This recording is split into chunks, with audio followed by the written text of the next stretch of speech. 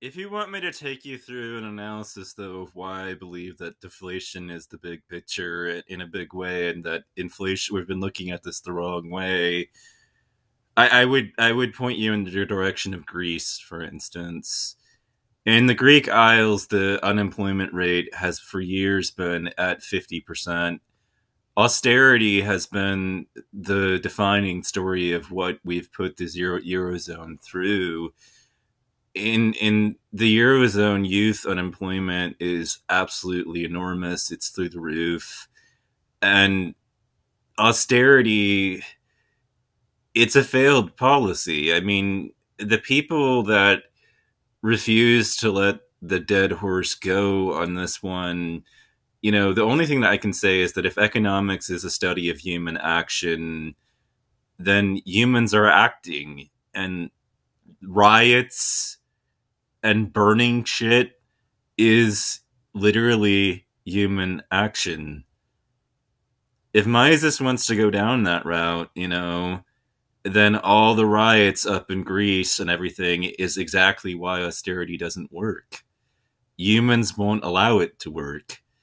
People get violent, they riot, and they burn shit to the ground when you impose austerity policies, and that's why they will never work. You know, um,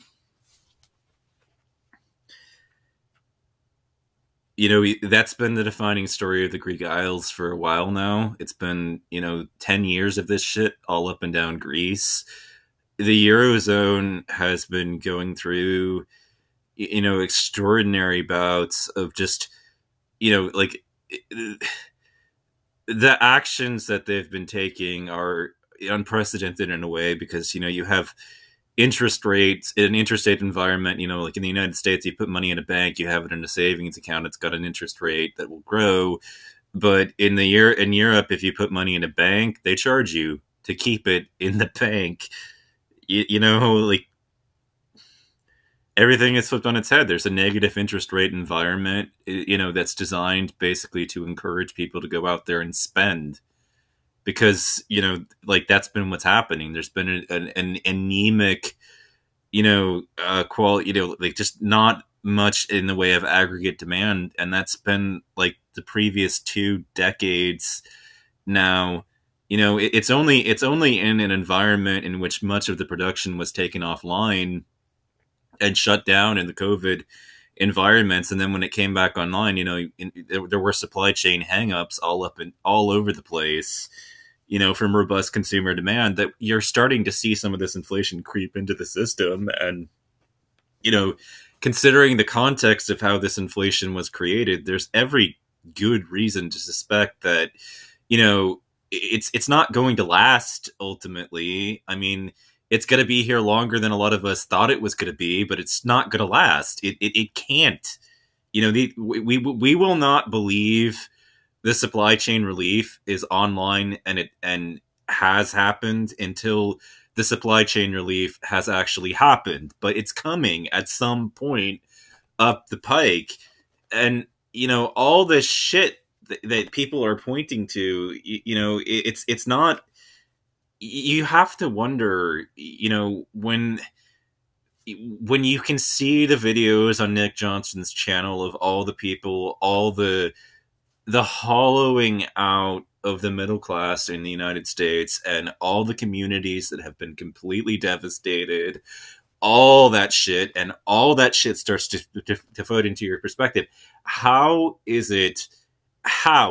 could demand at this level be sustainable in the long run? How could it possibly be sustainable? And so what happens is a growing realization that a large number of the people that are in your surroundings and that you're surrounded by are basically broke as fuck.